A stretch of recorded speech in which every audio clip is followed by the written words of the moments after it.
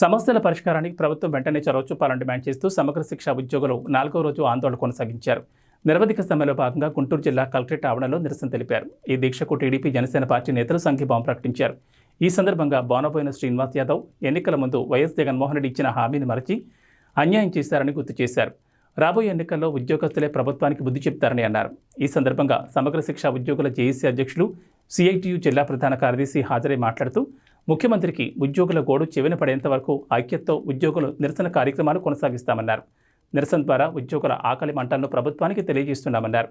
CM పాదయాత్రలో ఇచ్చిన మాటను నిలబెట్టుకోవాలన్నారు. అనంతరం నిరసన కొనసాగించారు.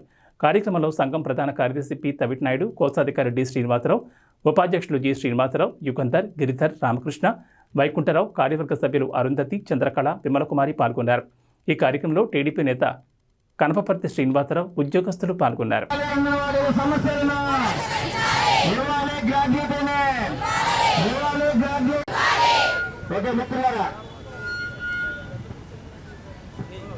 ఈ రోజుకి మన సమ్మె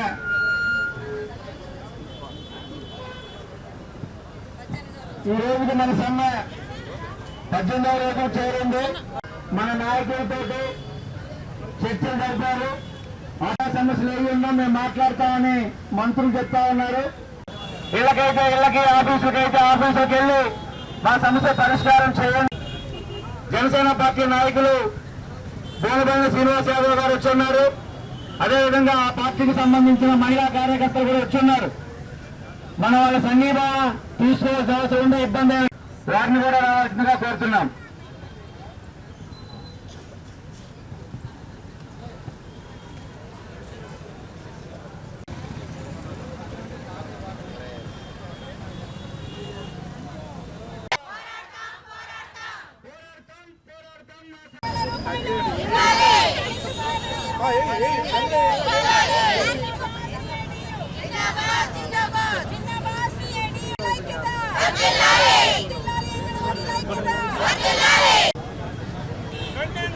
ప్రభుత్వం మొండి వైఖరిని ఖండించండి. ప్రభుత్వం మొండి వైఖరిని న్యాయం జరగాలి. అంగన్వాడీలకు వెంటనే అంగన్వాడీలకు వెంటనే ప్రభుత్వ హామీలను అమలుపరచాలి. కనీసం పరామర్శించలేని మంత్రులు సిగ్గు పరామర్శించలేని మంత్రులు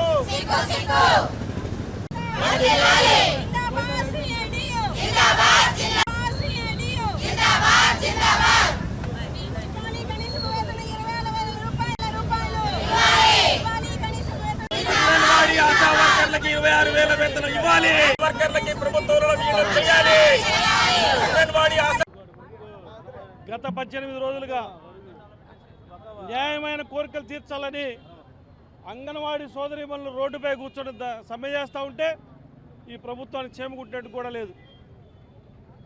గత ప్రభుత్వంలో వీరికి న్యాయం జరగలేదు, నా ప్రభుత్వం వచ్చిన న్యాయం చేస్తానని చెప్పి ప్రతిపక్షంలో ఉన్నప్పుడు హామీ ఇచ్చినటువంటి ముఖ్యమంత్రి ఈ రోజున కనీసంగా వీరిని పలకరించడానికి మహిళా మంత్రులు కూడా రాకపోవడం చాలా దుర్మార్గం. మహిళలంటే చులకన భావం అందరూ చెప్తూ ఉంటారు. మేము ఇప్పటివరకు ఏం మాట్లాడలేదు, కానీ తల్లిని చెల్లిని గౌరవించలేనటువంటి వ్యక్తి రాష్ట్రంలో అంగన్వాడీలని గౌరవిస్తాడా అని చెప్పి మాకు ఇప్పుడు అనుమానం కలుగుతూ ఉంది. మేము ఒకటే చెప్తా ఉన్నాం, ఈ ముఖ్యమంత్రి గారు ఏదైతే ప్రతిపక్షంలో ఉన్నప్పుడు హామీలు ఇచ్చారో, మీరు మేనిఫెస్టోలో పెట్టి ప్రజలను అంగన్వాడీలు మోసం చేశారో వారికి న్యాయం చేయాలని చెప్పి కూడా జనసేన పార్టీ తరఫున డిమాండ్ చేస్తూ ఉన్నాం. లేని పక్షంలో అంగన్వాడీల ద్వారానే మీ ప్రభుత్వం కూలిపోద్ది. రాబోయే రోజుల్లో మా ప్రభుత్వం వచ్చిన తర్వాత వారి న్యాయమైనటువంటి కోరికలన్నింటినీ కూడా తీర్చడానికి మా ఉమ్మడి ప్రభుత్వం సిద్ధంగా ఉందని చెప్పి జనసేన పార్టీ తరఫున మా పవన్ కళ్యాణ్ గారి తరఫున వీరికి హామీ ఇస్తూ ఉన్నాం. ఇప్పటికైనా కూడా కళ్ళు తెరిచి మీరు అంగన్వాడీలకి న్యాయం చేయాలి. వారి న్యాయం